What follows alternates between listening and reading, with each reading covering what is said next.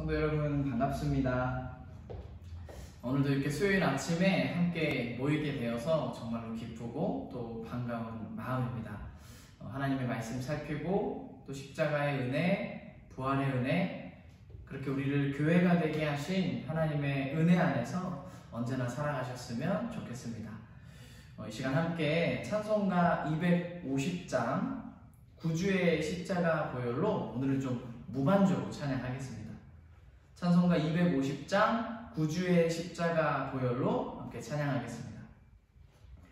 구주의 십자가 보혈로 죄 씻음 받기를 원하네. 내 죄를 씻으신 주 이름 찬송합시다.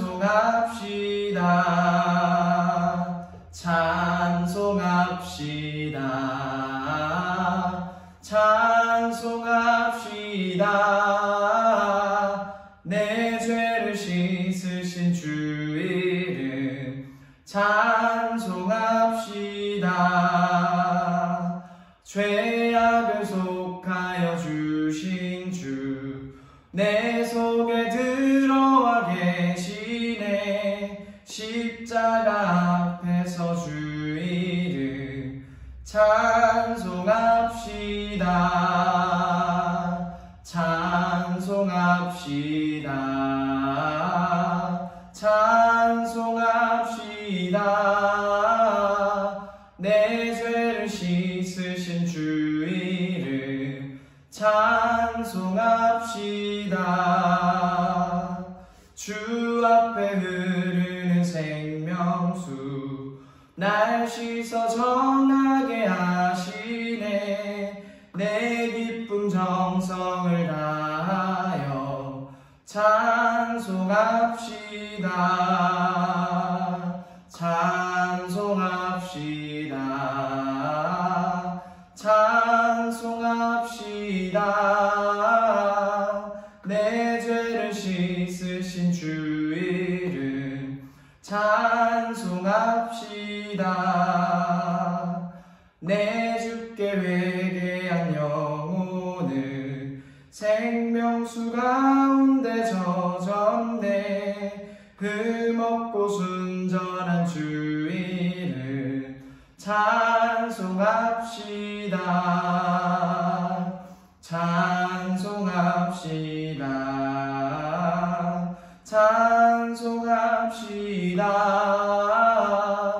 내 죄를 씻으신 주 이름 찬송합시다. 찬송합시다. 찬송합시다. 찬송합시다. 내 죄를 씻으신 주 이름 찬송합시다.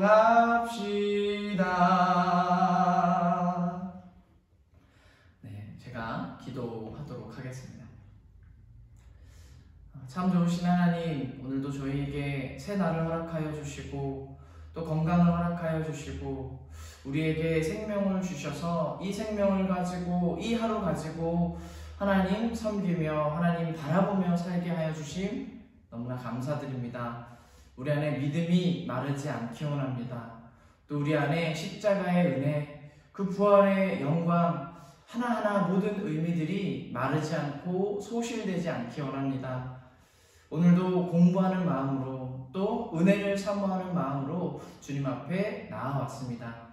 이 아침의 시간 십자가의 대속의 의미를 살펴볼 때 조금 어려운 내용이라 할지라도 조금 긴 문장들 속에서도 하나하나 성령의 조명하심을 따라 하나님의 은혜가 있게 하여 주시옵소서. 하나님의 말씀을 탐독하고 하나님의 말씀을 묵상하는 모든 성도님들 안에 정말로 하나님의 사랑이 가득 담기게 하여 주시옵소서. 우리 주님 예수님의 이름으로 기도드립니다. 아멘. 네, 오늘은 이제 4월 마지막 주로 아볼로 성경 공부 시리즈 1권 교재의 7권을 살피고 4월을 좀 마무리 짓고자 합니다. 특별히 7권은 그 주제대로 대속의 의미, 십자가의 대속이 어떤 의미입니까를 살펴보겠습니다. 성경적 기독교의 이 독특한 가르침은 하나님 자신이 하나님께서 정말로 죄인들을 위해 온전한 속죄를 행하셨다는 것입니다. 기독교 진리 안에서 예수님의 대속 사역은 그 무게가 정말로 아주 지대하다라고 할 수 있겠습니다.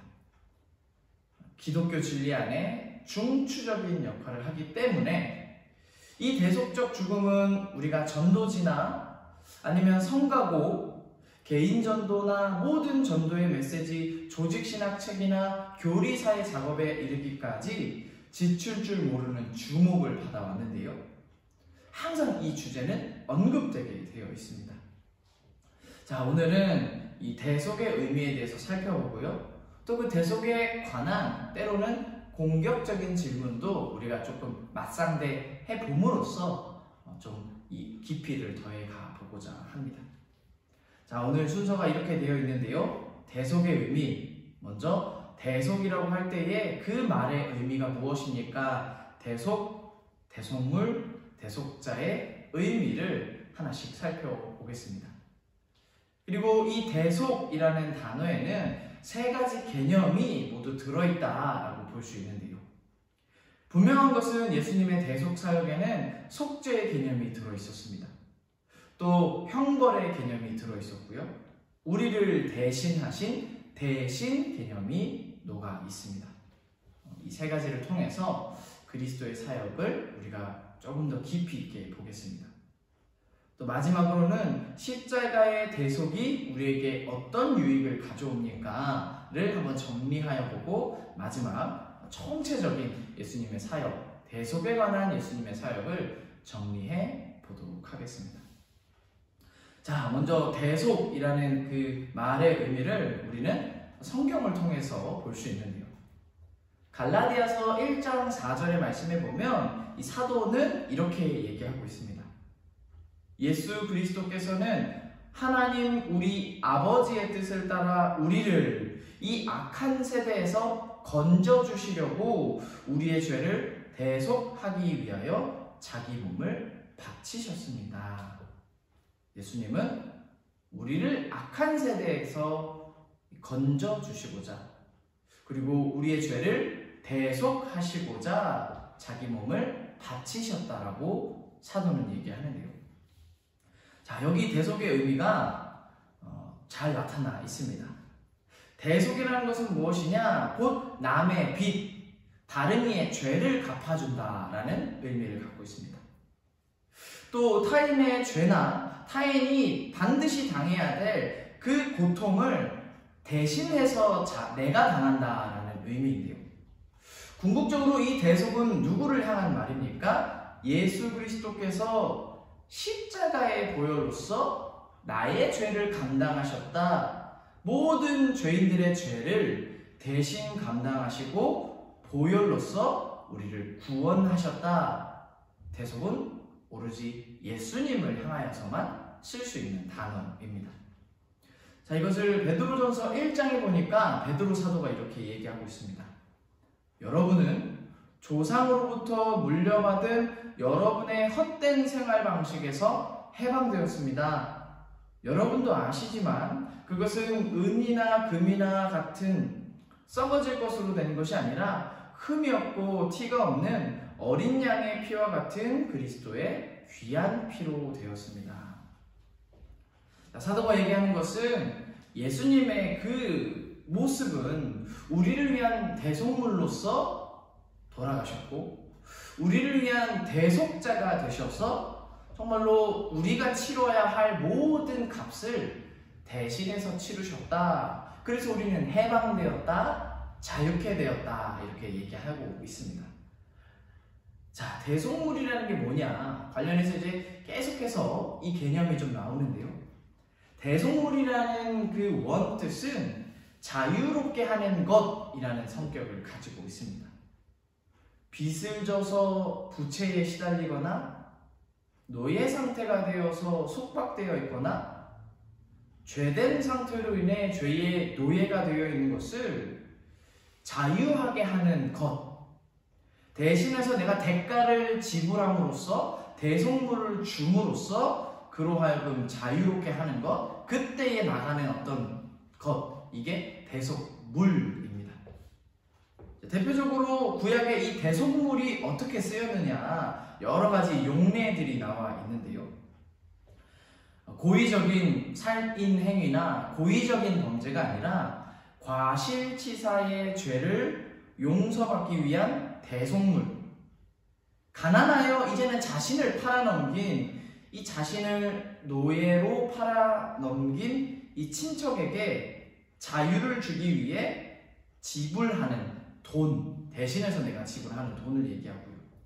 사람의 첫 태생을 하나님께 드리는 대신에, 그 생명 대신에 내는 돈, 20세 이상 성년 남자가 하나님께 드리는 생명의 속절, 부정한 짐승의 첫 새끼를 드리는 대속물, 또 앞에서 얘기한 것과 좀 동일하게요, 가난하여 토지를 판 사람에게 그 토지 판 사람을 대신해서 친족이 토지 대금을 지불하고 그 팔아넘긴 땅을 되돌려받는 것, 여기에 이 대속물의 개념이 들어가 있습니다.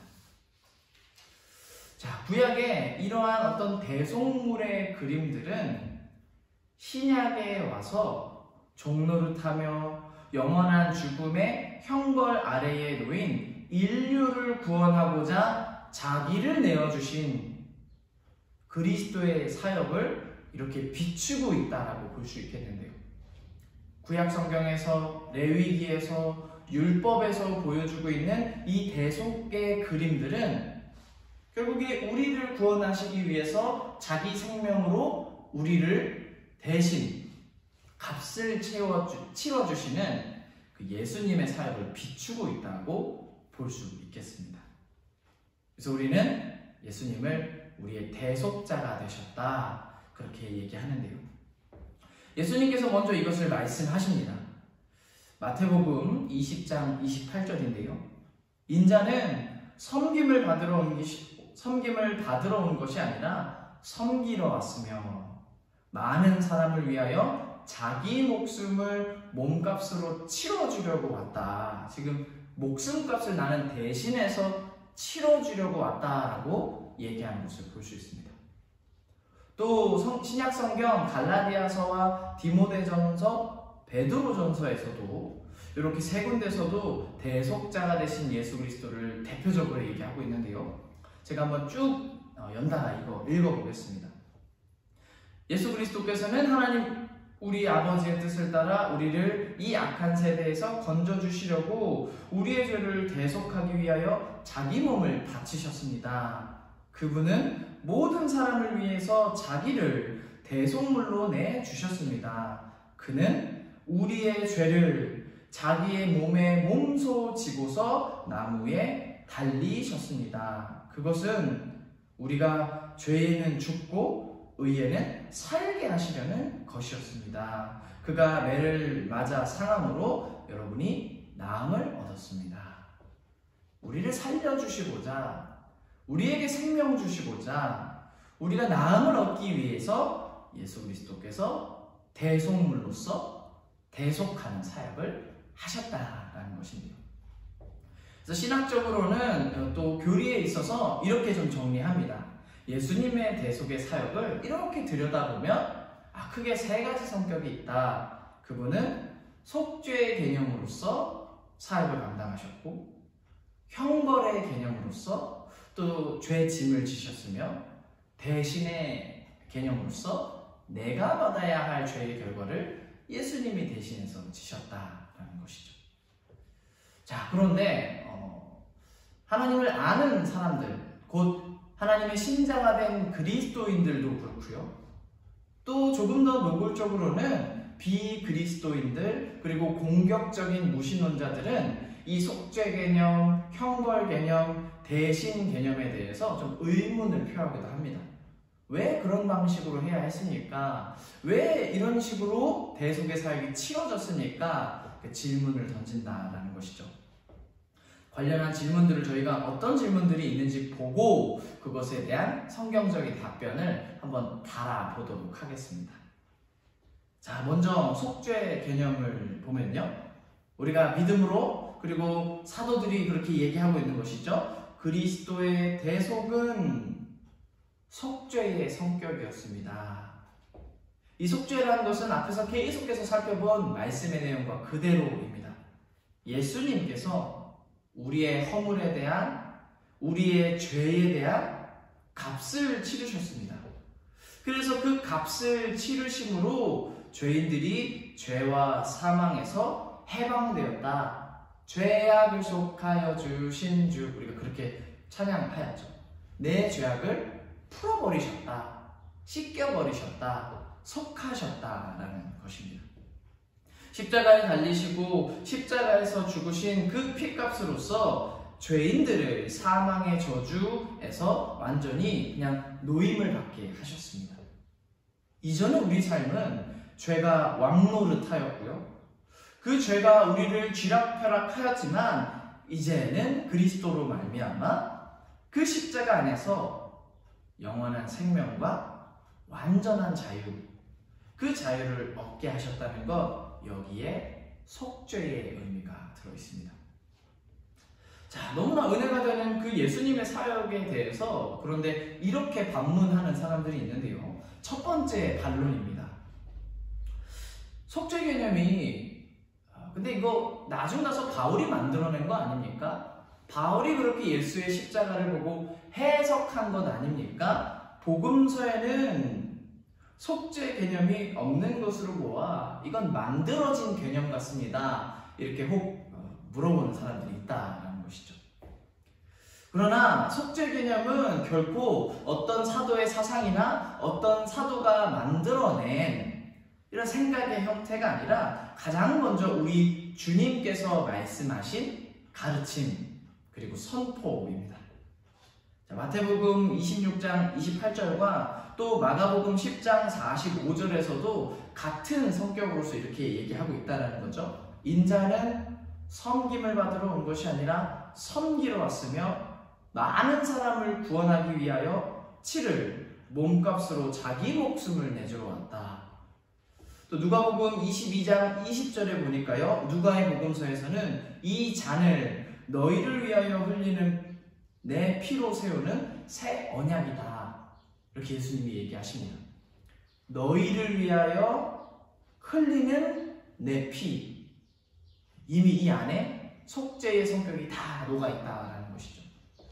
또 요한복음에서는 이 요한이 예수님의 말씀을 잘 옮겨 놓을 때 어떻게 썼는지 보겠습니다. 10장 15절에 보면 나는 내 양들을 위하여 내 목숨을 버린다라는 개념이 이 말씀이 나타나 있습니다.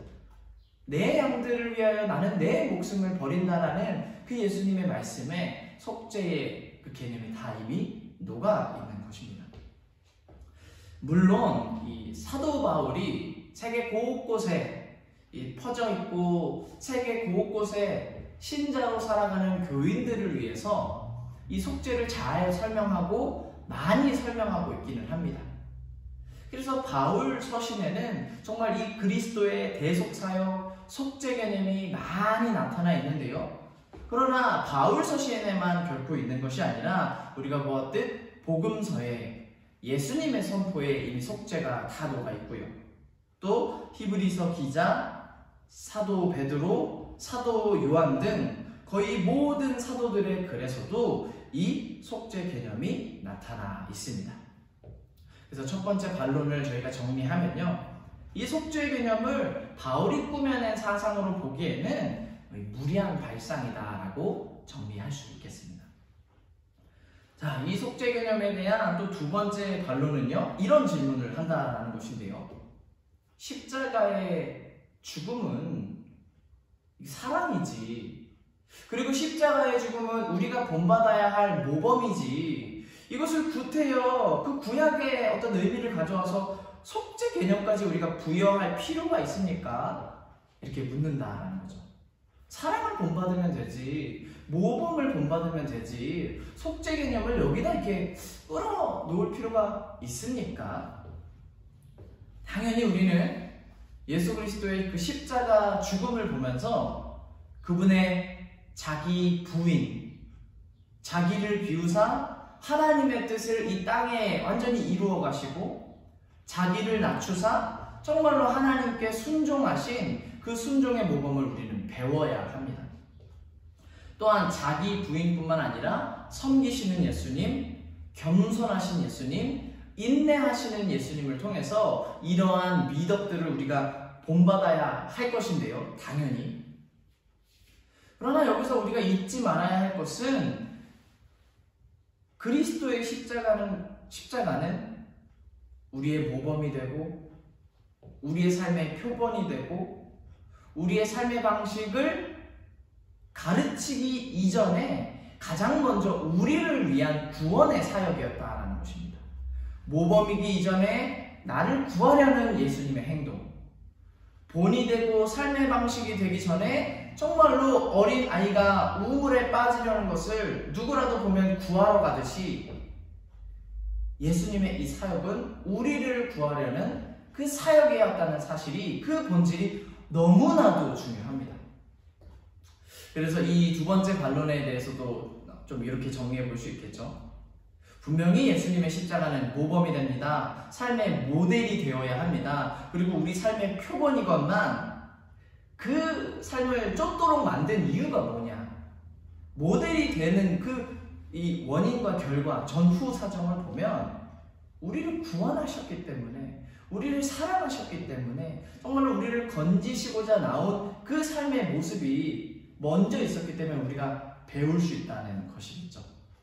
그래서 이 속죄의 의미는 모범을 강조하고 난 뒤에도 절대 사라질 수 없는, 우열을 가릴 수 없는 본질적인 기독교 진리라고 할 수가 있겠습니다. 자, 예수님의 대속사역에는 두 번째, 형벌의 개념이 녹아 있다라는 것인데요. 자, 이 형벌이라는 게 무엇인가? 우리말 사전에 보니까요, 형벌이란 범죄에 대한 죄지었다는 거죠. 범죄에 대한 법률적인 효과로서 국가 등 공적 기관에서 범죄자에게 가하는 벌 또는 제재라고 설명하고 있습니다. 이 형벌은 언제 생기는 거냐? 범죄자가 그 죄 지음으로 말미암아 국가로부터, 공적 기관으로부터 벌을 받거나 상당한 값을 치르거나 그에 맞는 제재를 당하는 것, 이게 형벌이라는 것이죠. 자, 성경은 무엇을 얘기하냐면요, 모든 사람은 하나님 앞에서 죄를 범하고 이 죄에는 죄책이 따른다는 겁니다. 죄책이 따름에 따라 형벌이 따라온다라는 것인데요. 그런데 성경은 또한 무엇을 얘기할까요? 내가 져야 하는 그 죄책, 죄의 결과를 하나님의 아들이 대신 지셨음을 보여줍니다. 이사야서에 따르면 벌써 구약에서부터 그리스도는 어떤 분으로 나타나실까요? 우리를 대신해서, 곧 이 죄인을 대신해서 내가 져야 할, 내가 받아야 할 벌을 대신해서 받으신 분입니다. 이사야 53장의 내용을 제가 좀 빠르게 읽어보겠습니다. 그가 찔린 것은 우리의 허물 때문이고 그가 상처를 받은 것은 우리의 악한 때문이다. 그가 징계를 받음으로써 우리가 평화를 누리고 그가 매를 맞음으로써 우리의 병이 나았다. 본래는 내가 찔려야 했고, 내가 상처를 받아야 했고, 내가 징계를 받아야 했고, 내가 매를 맞음으로써 하나님의 진노를 일으킨 주범인 내가 그 진노를 감당해야 했었는데, 그리스도께서 내가 받을 형벌을 대신해서 받으셨습니다. 그래서 6절, 7절, 8절에 이렇게 이사야 선지자는 얘기하는데요. 우리는 모두 양처럼 길을 잃고 각기 제갈 길로 흩어졌으나 주님께서 우리 모두의 죄악을 그에게 지우셨다. 그는 굴욕을 당하고 고문을 당하였으나 아무 말도 하지 않았다. 마치 도살장으로 끌려가는 어린 양처럼, 마치 털 깎는 사람 앞에서 잠잠한 암양처럼 끌려가기만 할 뿐 아무 말도 하지 않았다. 그가 체포되어 유죄 판결을 받았지만 그 세대 사람들 가운데서 어느 누가 그가 사람 사는 땅에서 격리된 것을 보고서 그것이 바로 형벌을 받아야 할 내 백성의 허물 때문이라고 생각하였느냐. 우리가 받아야 할 형벌을 대신하셨는데도 이것에 대해서도 의문을 던지거나 뭔가 석연치 않으니 반론을 던지는 사람들이 있는데요. 그 첫 번째 의문이 이런 것입니다. 꼭 인간이 용서받는 것이, 속죄함 받는 것이 그 십자가여야 했습니까? 왜 죽음의 형벌이 십자가 형벌로서 동원되어야 했던 것입니까? 이것은 꼭 그것이 십자가여야만 했냐라는 질문입니다. 당연히 관련해서도 교부들의 어떤 생각도 있고요. 그것은 십자가의 필연성을 가지고 있다. 십자가여야만 했다라고 주장하는 신학자들도 있고요. 또 조금 다르게는 십자가가 아니었을 수도 있다 이렇게 접근하는 신학자들도 있습니다. 그 십자가 형벌은 당시의 문화적인 산물이었으므로 꼭 십자가여야 했다는 필연성에는 우리가 꼭 그래야 했다 이렇게 답할 수는 없다, 이런 이제 부류도 있는데요. 그 신학자들이 오히려 주목하여 보는 것은 뭐냐면, 핵심은 그리스도는 우리를 위해서 죽으셔야만 했다, 이건 확실하다라는 거죠. 그리스도는 우리를 대신하여 반드시 죽으실 수밖에 없는 이 대속과 관련해 그리스도의 죽음의 필연성은 정말로 그 죽으실 수밖에 없었다라는 얘기입니다. 왜 예수님은 죽으실 수밖에 없었을까요? 왜 그 죄의 형벌이 죽음을 가져올 수밖에 없었을까요? 크게 세 가지로 설명할 수 있는데요. 죄의 심각성 때문입니다. 죄는 정말로 심각한 것이기 때문에 그리스도는 죽으실 수밖에 없었습니다. 자, 조직신학책 기독교 신학 4권에 보니까 죄의 심각성에 대해서 이렇게 설명하고 있습니다. 우리는 죄를 가볍게 생각하기 쉽다. 그러나 죄는 인간을 하나님과 이웃에게서 분리시키고 인간의 생명과 세계를 파괴하는 힘을 가진다. 피해자는 물론 가해자 자신의 생명을 직간접적으로 파괴한다. 가해자들 또한 자신이 행한 악으로 인해 심각하게 고통을 받는다. 죄를 범하는 자는 자기 영혼에게 죄를 범하기 때문이다. 죄는 이웃과 하나님과의 올바른 관계를 파괴하며 인간을 고립된 개체로 만들어 버린다. 그는 욕망의 노예가 되어 무덤과 같은 삶을 살게 된다. 여기에 죄의 마성이 있다. 결국 죄는 모든 관계를 파괴한다는 것입니다. 하나님과의 관계를 파괴하고요. 또한 완전히 끊어놓고요. 우리 이웃과의 관계도 끊어놓고 파괴할 뿐만 아니라 이 저자가 얘기한 것은 피해자를 늘리고 그 심각한 피해자들을 만들어낼 뿐만 아니라 가해자인 당사자조차도 죽이는 행동이 이 범죄 행위라는 것입니다. 죄라는 것은 옆 사람, 우리 주변의 사람들에게만 피해를 주고 살생을 행하는 것이 아니라 자기까지도 죽이는 행위다라고 얘기하는 것이죠. 그렇기 때문에 이 죄는 반드시 죄책을 동반할 수밖에 없는데요. 죄책이란 무엇이냐? 말 그대로 하나님의 법을 어기고 그 모든 그 죄를 자기 삶에 그냥 가득 채움으로써 하나님의 처벌 아래에 놓이는 것을 말합니다. 하나님을 대적하는 그 죄 가운데서 인간은 하나님의 법에 빚진 자가 되고요. 하나님의 법에 따라 심판의 대상이 됩니다. 하나님의 진노와 하나님의 심판이 된 인간은 이제 그 인생 앞에 무엇이 놓여 있습니까? 죄에 대한 대가를 치러야 하는 이 속죄의 책임에 놓이게 됩니다. 세 번째, 그래서 결국은 죄의 심각성, 곧 죄의 죄책을 낳고 그 죄책으로 말미암아 인간 앞에 무엇이 요구됩니까? 너는 죽어야 한다라는 죄책은 범법자로 하여금 죽음을 요구합니다. 죄책을 쌓는 인간은 필연적으로 죽음을 떠안을 수밖에 없습니다. 이렇듯 왜 예수님이 형벌을 받으셔야 하고 그 형벌이 어느 정도 매맞는 것, 어느 정도 굴욕을 당하는 것, 어느 정도 몸이 상하는 것이 아니라 왜 그리스도는 죽으셔야만 했고 그 죽으심의 방법이 십자가여야만 했습니까? 라는 질문에 대해서 죄의 심각성 때문에, 죄의 그 무거움과 그 더러움 때문에 반드시 예수 그리스도는 죽을 수밖에 없었고 그 죽음의 형태가 십자가였음을 우리는 볼 수 있습니다. 자, 이렇게 또 얘기를 하면은 또 다른 질문을 또 사람들이 할 수가 있습니다. 그렇습니까? 십자가가 혹 아니었을지라도 죄의 결과는 사망이기 때문에 무조건 죽어야 하는 것, 그것 때문에 그리스도께서 죽임당하신 것입니까? 그러면 두 번째 질문이 있습니다.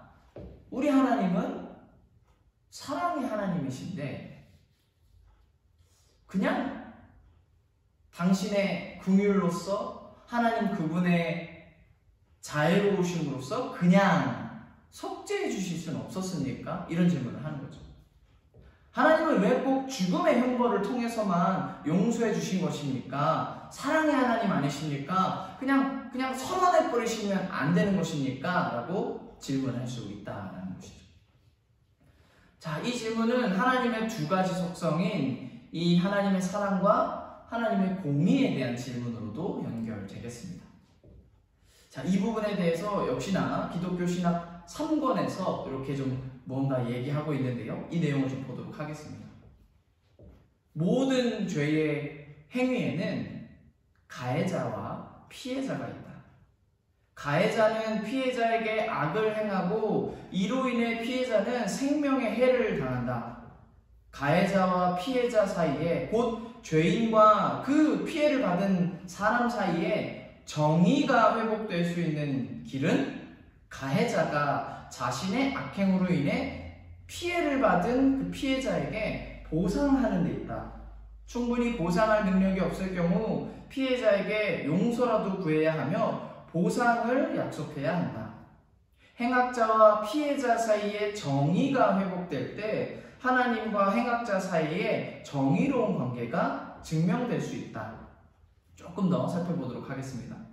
바울도 이를 시사한다. 그는 구원의 길로서 율법의 무효성을 주장하지만 그리스도인은 율법을 폐기하지 않고 율법이 요구하는 바를 이루어야 한다고 가르친다. 곧 율법이 가르치는 대로 피해당한 사람에게 충분히 보상해야 한다. 이를 통해 피해자의 억울함을 풀어주고 하나님의 정의를 세워야 한다. 정의 없는 이웃사랑은 위선이다. 심판이 없는 사랑은 연약함일 뿐이며 정의 없이 사랑하라고 말하는 것은, 또한 사랑을 세웠다고 말하는 것은 아주 지독한 위선이라는 것입니다. 하나님은 정말로 불의한 죄인에게 칭의를 선사하시는 사랑의 하나님이신 동시에 정의로운 관계를 세우고자 하는 정의의 하나님, 의로우신 아버지란 사실을 유의해야 한다.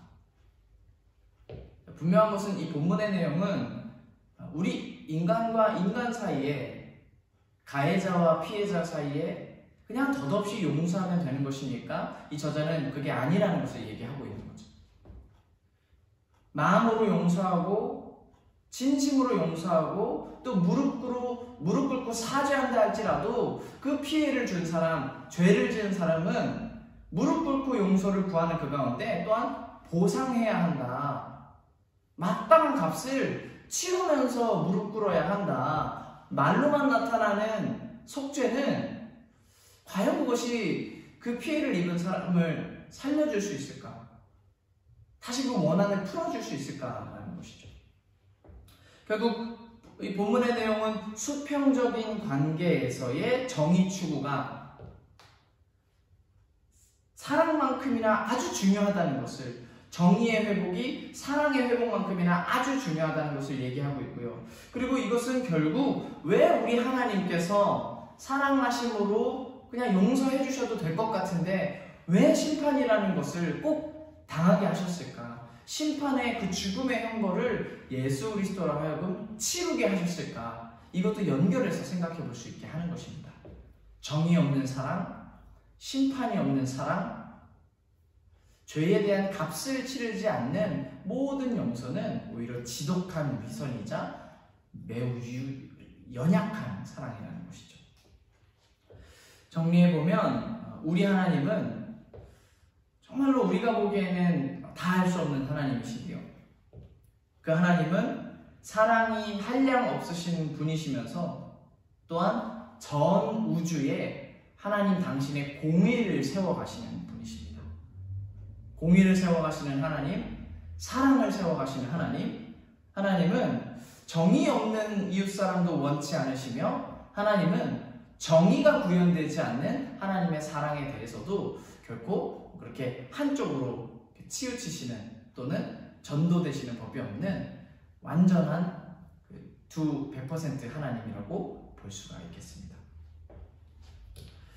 자, 마지막 세 번째 대신 개념에 대해서 살펴보겠습니다. 그리스도의 죽음은 죄인들을 대신한 사건이었다는 것입니다. 자, 우리를 대신해서 죽으셨다는 것이 이게 무슨 의미일까? 이것을 구원이란 무엇인가? 라는 책에서 이렇게 정리하고 있습니다. 흔히 대신애와 대표라는 말을 혼동하여 사용하는데 정확하게 구분해야 할 필요성이 있습니다. 대표라는 말은 한 사람 대 모두로서 예수 그리스도께서 우리 모든 사람을 한꺼번에 대표하셨다는 뜻입니다. 또한 내가 죄인이기 때문에 내가 하나님으로부터 분리되어서 벌받을 상태에 있었는데 예수님이 내 대신 벌을 받으셨습니다. 대표로서 한꺼번에 우리 죄를 감당하셨다는 것이고요. 또한 내 대신의 벌을 받으셨습니다.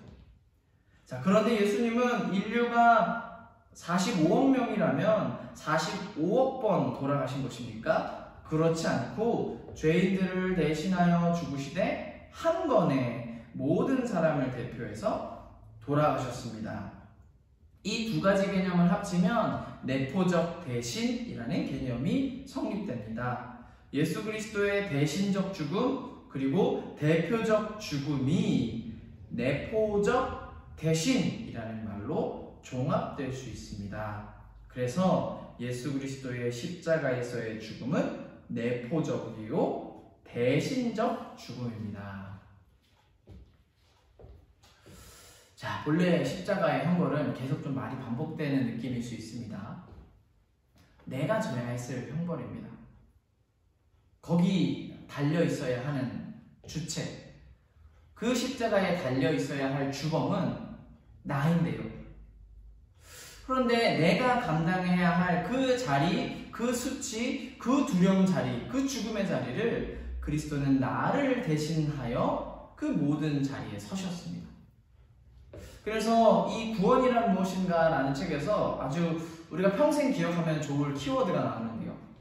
십자가의 구원은 우리 대신에 우리의 대표로 우리에게 이득을 가져오기 위해 이루어진 사건이다 이렇게 쓰고 있습니다. 십자가의 대속은 나를 대신해서 곧 나의 대표자가 되신 예수 그리스도께서 나에게 구원이라고 하는 그 절대적인 이득, 절대적인 은혜를 주시기 위해 이루셨다는 것입니다. 자, 그런데 이것에 대해서도 반문을 또 할 수가 있겠습니다. 빠르게 두 개를 한번 같이 볼 텐데요.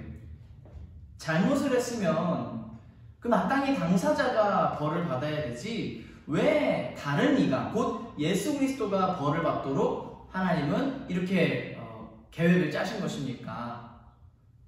죄인이 받아야지 부당한 것 아닙니까? 왜 이게 이쪽으로 넘어가서 하나님은 하나님의 아들에게로 죄를 죄를 왜 전가시키셨습니까? 그 질문이 있고요. 또 두 번째는 예수 그리스도께서 정말 성경이 말하는 대로 죄가 없으신 존재라면 심지어 죄 없는 존재가 왜 남의 죄로 인하여 죽어야 된단 말입니까? 이렇게 넘어오는 것도 부당한 것인데 심지어 이 사람이 아무 죄가 없는 아무런 부실이 없는 왜 정말로 깨끗한 자가 더러운 자를 위해서 죄를 다 뒤집어 써야 하는 것입니까? 부당합니다 라고 누군가는 얘기할 수 있다는 것이죠. 이 부분에 대해서 좀 많은 책을 찾기도 했고 또 많은 내용들을 이렇게 보면서 좀 느낀 감정인데요. 이 질문들은 혹 믿기 위한 질문이 아니라 내가 믿고 싶은데 이게 이해가 되지 않습니다 보다는 좀 그저 정말 질문을 위한 질문 아닐까. 이게 은혜로 느껴지고 그 얘기 속에서 이게 참 민망한 소식, 감사한 얘기, 황송한 얘기가 되어야 하는데 아니 왜? 내 죄는 내가 받겠습니다. 왜 그 사람이 졌다고 합니까? 아니 왜? 뭐 정말로 깨끗한 이라고 하면 오히려 더 부당한 것 아닙니까? 왜 멀쩡한 사람이 거기서 십자가를 쥐고 있어야 하는 것입니까? 이 질문은 은혜로 들어가기 위한 질문이라기보다는 말 그대로 지난 주일의 말씀처럼 선택을 거부하는 것이 아닐까. 믿지 않으려고 또는 공격적인 질문, 공격을 위한 공격, 질문을 위한 질문으로서 말하는 것 아닐까. 좀 그런 개인적인 묵상이 들었고요. 그럼에도 불구하고 한번 이 질문에 대해서 우리가 좀 내릴 수 있는 답변들이 있다면 좀 한번 내려봤으면 좋겠습니다. 자, 왜 죄를 전가시킨 겁니까? 이 부분에 대해서 이번에 복음이란 무엇인가 라는 책에서 죄의 전가에 대해서 설명하고 있는데요.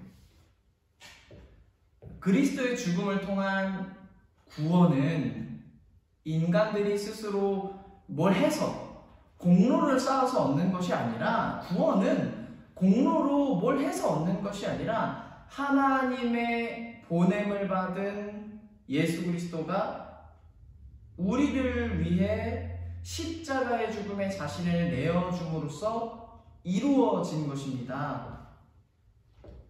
그래서 이제 이 현장을 믿는 자마다 구원을 받고 이 현장을 받아들이고 선포된 복음을 정말로 믿는 자마다 이 구원의 효과가 이루어지는 것 아니겠습니까?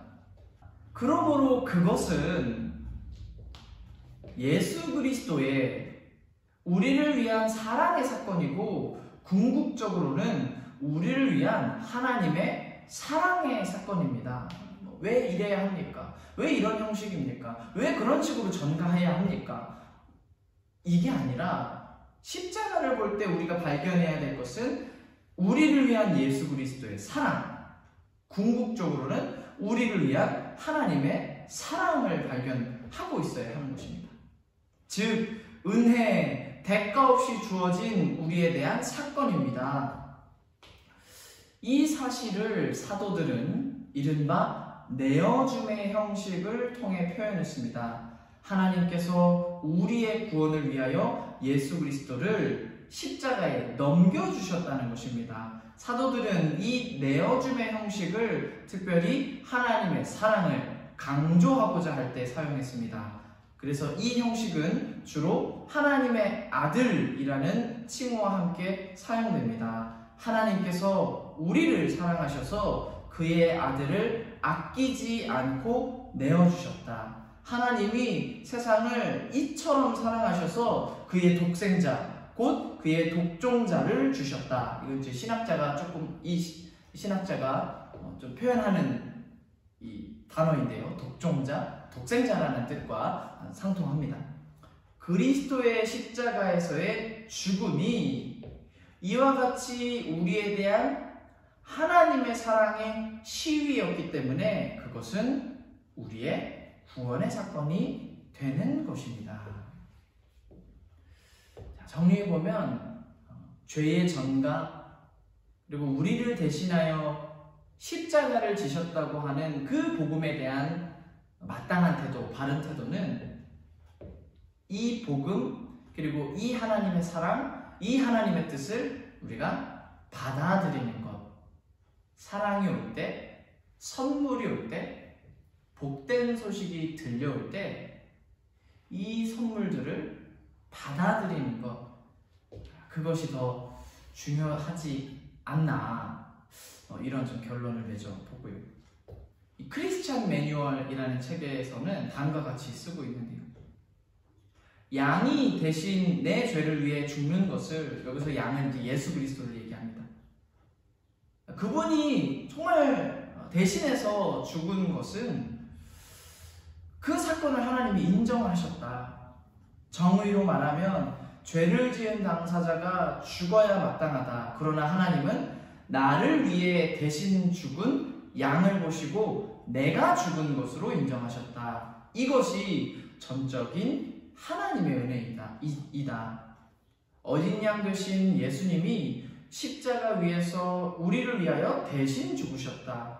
그의 죽으심을 보시고 하나님은 나의 죽음으로 인정하셨다. 이제 우리가 더 이상 죄값을 치르지 않아도 된 것이다. 우리의 죄의 삭세 문제, 우리가 우리 스스로를 구원할 수 없는, 그리고 하나님과 우리 스스로 하나님과 화해를 이루어볼 수 없는 그 아주 막대한 문제를 그리스도께서 모두 이루셨다는 얘기입니다. 우리가 십자가 앞에 서면 모든 것이 용서되는 이유가 여기에 있다. 네, 정말로 대속의 소식은 곱씹어보면 참 하나님의 사랑이 더 크게 느껴지는 것 같습니다. 자, 이제는 마지막으로 십자가의 대속이 우리에게 어떤 유익을 가져오고 있습니까? 이 부분을 살피고 마무리 지을 텐데요. 그리스도의 대속을 통하여 우리가 얻게 된 유익에 대해서 먼저 하나님과 관련해서는 그리스도의 대속 사역은 무엇보다도 성도 하나님의 공의를 만족시킨 일이었다고 볼 수 있겠습니다. 하나님의 사랑이 100%인 것처럼 또한 하나님의 공의도 전혀 훼손됨이 없이 굴절됨이 없이 하나님의 주권을 따라 100% 만족되었고요. 또한 율법에 나타난 하나님의 그 뜻을 온전히 순종하신 예수님을 통해서 예수님은 첫사람 아담이 가져온 그 죄의 역사, 불순종의 역사, 인간의 반영의 역사를 완전히 끊어놓으시고 역전시키셨습니다. 첫사람 아담 안에서 일어난 하나님께 대한 불순종, 모든 사람이 아담과 같이 하나님께 반역하고 하나님께 등 돌리고 하나님을 배신하는 그 굴레를 그리스도는 철저히 하나님께 순종하심으로써 순종의 역사, 순복의 역사, 신뢰의 역사라는 새 언약의 길을 완전히 이루어 놓으셨습니다. 또한 예수님을 보면 예수 그리스도는 이 대속의 사역을 통하여 언약의 중보자가 되셨고요. 예수님은 그 이후로 계속해서 모든 그 신자들의 머리가 되시고 모든 그 죄인들의 머리가 되셔서 높임을 받으시고 죄인들의 구주가 되시고 또 영원토록 찬양을 받으실 우리의 그리스도가 되셨습니다. 더하여 예수님의 십자가 사역은 예수님이 말씀하신 그 약속대로 성령이 오시는 토대가 되었다고 볼 수가 있겠습니다. 자, 성도들과 관련해서도 아주 막대한 은혜들이 있는데요. 성도들과 관련해서는 대속사역의 가장 눈에 띄는 공로는 성도들이 하나님과의 관계를 다시 회복하였다는 것입니다. 그리스도로 말미암아 다시 하나님과 화목하게 되었습니다. 애초에 신자 그리고 성도라는 이 말 자체가 성립할 수 있게 되는 것도 십자가의 대속적 죽음에서 비롯된 것이고요. 십자가가 없이 하나님을 믿는 사람들, 정말로 하나님과 연결된 그 연합의 사람들이 생길 수가 없습니다. 십자가가 없이는 거룩하게 구별되었다고 하는 그 성도의 삶, 성도라는 정체성이 있을 수도 없고요. 그리스도의 대속의 사역으로 말미암아 하나님과 그분의 백성 사이에는 관계 회복이 다시 이루어졌는데 성경은 이것을 다양하게 표현합니다. 죄사함을 받았다, 율법의 저주에서 해방되었다, 의롭다함을 얻었다, 생명을 얻었다, 영생으로 들어간다. 우리가 이렇게 되었다고 성경은 얘기합니다. 또 이에 못지않게 더없이 중요한 사실, 똑같이 중요한 사실은 이웃과 이웃, 신자와 신자들 간의 사이도 화목의 길이 열렸다라는 것인데요. 언제나 이 부분이 좀 중요해야 될 것 같습니다. 하나님의 거룩한 백성이 되고 하나님과 화목하게 된 사람들은 이 땅을 살면서 옆 사람에게도 정말로 화목하고 화평하고 친구로서 살아가야 되는 줄 믿습니다. 불화가 있고 다투고 내 말이 이겨야 하고 내 주장이 그의 말을 넘어서야 되고 그런 것이 아니라 이 수평적으로도 항상 화평의 길이 열려야 합니다. 자, 이렇기 때문에 정말로 이 화평, 위로부터의 화평이 얻어졌기 때문에 옆으로의 화평도 이루어져야 한다라는 사실을 이 책이, 복음이란 무엇인가라는 책이 이렇게 정리하는데요. 그리스도의 화목제사는 유대인들이냐 이방인들이냐를 막론하고 죄인들을 하나님께 화해시키고 또 유대인들과 이방인들을 서로에게 화해시켰습니다. 그 결과로 태어난 교회는 하나님께 화해되고 서로에게 화해된 유대인 신자들과 이방인 신자들의 공동체로서 이들은 하나님의 한 백성입니다. 골로새서 1장 20절로 22절에서는 그리스도께서 십자가에서 드린 화목제사로 말미암아 하나님께서 죄인들인 인간들뿐만 아니라 심지어 온 우주 만물들까지도 창조주 자신에게 화해시켰다는 것입니다. 그래서 피조 세계 전체가 사단의 유혹에 빠져 창조주 하나님께 반란하는 상태가 종식되고 그들이 다시 창조주 하나님께로 환원되었으며 그 결과로 온 우주에 걸쳐 화평, 샬롬이 이루어졌습니다. 당연히 이 내용에 대해서도 많은 사람들이 반문할 텐데요. 하나님 앞에서 수직과 수평의 화평, 수직과 수평의 화목이 이루어졌다면, 샬롬이 이루어졌다면 왜 아직도 분쟁이 있습니까? 왜 아직도 전쟁이 있습니까? 왜 아직도 학살이 있습니까? 왜 아직도 빈부격차가 해소되지 않고 서로 착취하며 살아가는 것입니까? 그 질문은 우리에게로 향해야 되는 질문인 것 같습니다. 하나님, 샬롬을 이루어 주셨으면 왜 세상은 아직도 이런 형편인 거죠?가 아니라 하나님이 열어놓으신 샬롬을 우리가 어떻게 살고 있기 때문에 이 샬롬이 아닌 것처럼 세상을 만들어가고 있는가? 세상 사람은 어떠하든지 나라의 통치자들은 어떠하든지 그리스도인들이라면, 모든 그리스도인들이라면 마치 그것이 내 책임인 양, 샬롬이 없는 사회, 샬롬이 없는 교회, 샬롬이 없는 가정, 샬롬이 없는 내 중심, 하나님이 이루어 놓으신 그 길에 대해서 우리가 화평으로 살지 않은 것은 아닐까? 그리스도의 편지로서 화평의 사절단으로서 우리가 살지 못해서 혹시 세상에 이렇게 많은 슬픔과 극악의 일들이 출현하는 것은 아닌가? 사람에게로 좀 이 질문을 던져보는 것도 좋을 것 같습니다.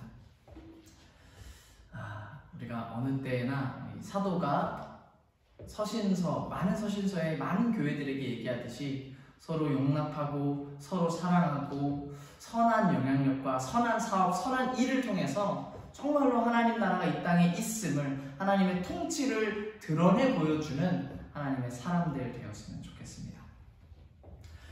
이제 몇 문장으로 마무리하도록 하겠습니다. 성경은 그리스도께서 십자가 위에서 이루신 그 대속사역을 설명하기 위해 여러 가지 이 주제들을 사용합니다. 구주가 되신 예수님은 죄인들을 대신함으로써 분명히 우리의 죄의 형벌을 짊어지신 분입니다. 죄인들을 대신하여, 곧 나를 대신하여 나의 형벌을 짊어지셨다는 데서 이 사역은 대속적인 희생제사의 사역이었고요. 또 그리스도의 사역은 우리를 대신해서 죄에 대한 하나님의 진노를 그분이 다 받으시고 하나님의 정의를 만족시키셨다는 점에서 예수님의 사역은 화목제사의 사역이었습니다. 또 그리스도의 이 구속사역은 단절되어 있었던 인간과 하나님과의 관계를 다시 회복시켜주고요. 인간과 하나님 사이의 화평을 이루었다는 점에서, 그리고 이웃 간의 관계도 샬롬의 길을 여셨다는 점에서 예수님의 사역은 화해의 사역이었습니다. 그리스도의 사역은 죄의 노예가 되어 있었던 사람들을 어린 양의 피라는 그 속전을 통하여 자유케 하셨다는 점에서 구속사역, 자유케 하는 사역이었습니다. 그리스도의 사역은 마지막으로 승리하신 그 구주의 능력으로 죄와 사망과 사탄을 물리치신, 죄의 세력 그리고 죽음의 세력을 완전히 꺾으신 승리의 사역, 정복의 사역이라고 할 수가 있겠습니다. 예수님 안에서 성취된 이 새로운 시대를 살아가는 저와 여러분이 되셨으면 좋겠습니다. 언제나 하나님의 뜻대로 믿음 가지고 우리 주와 함께 동행하시는 모든 분들 되시기를 진심으로 축복하고요. 다음 주 이제 5월부터는 또 새로운 교재와 또 새로운 강사님을 모시고서, 우리 교회 교육자분 중에 새로운 강사분을 모시고서 또 계속해서 이렇게 수요 성경 공부를 진행해 가도록 하겠습니다. 제가 잠시 기도하고 저희 주기도문으로 마무리하겠습니다. 참 좋으신 하나님, 우리 안에서 언제나 하나님만이 거룩함이 되시고 하나님만이 우리의 주인이 되시고 하나님이 보여주신 그 예수님을 믿을 때에만이 우리 안에서 하나님의 의가 발견되는 줄 믿습니다. 나의 공로에 의해서 조금 더 착해지는 것은 전혀 중요한 것이 아니고, 나의 의에 의해서, 나의 공로, 나의 행적으로 인해서 조금 더 나은 인간이 되는 것이 나의 구원 여부와 전혀 맞아떨어지는 것이 아니라 그리스도의 사역, 그리고 그 사역을 믿는 이 안에 정말로 하나님의 선물이 되는 구원이 아버지 나타나는 줄 믿습니다. 우리가 정말로 그 구원을 붙잡고 대속의 의미를 붙들며 구원받은 자가 맺어야 할 열매인 구원의 필연적인 열매, 곧 성화의 삶, 거룩한 성도의 삶을 우리가 살아갈 수 있도록 아버지 하나님 도와주시옵소서. 시간마다 주님을 바라보는 하나님의 자녀들 가운데 주님 언제나 자애로우시고 또 공의로우신 하나님이 되어 주시옵시고, 시간마다 그 지은 죄로 인하여 회개하고 마음이 찔림이 있을 때 그 죄를 그리스도의 보혈로서 속하여 주시기를 진심으로 간구합니다. 하나님의 사람들로 정말로 이 땅에 필요한 큰 사랑을 내고, 이 땅에 필요한 큰 자비를 내고, 이 땅에 필요한 큰 선한 영향력을 낼 수 있도록 주님 도와주시옵소서. 인도하여 주시옵소서. 모든 것 우리 주님 예수님의 이름으로 기도드립니다. 우리 주님께서 가르쳐 주신 주기도문으로 마무리하겠습니다. 하늘에 계신 우리 아버지, 아버지의 이름을 거룩하게 하시며 아버지의 나라가 오게 하시며 아버지의 뜻이 하늘에서와 같이 땅에서도 이루어지게 하소서. 오늘 우리에게 일용할 양식을 주시고 우리가 우리에게 잘못한 사람을 용서하여 준 것 같이 우리 죄를 용서하여 주시고 우리를 시험에 빠지지 않게 하시고 악에서 구하소서. 나라와 권능과 영광이 영원히 아버지의 것입니다. 아멘.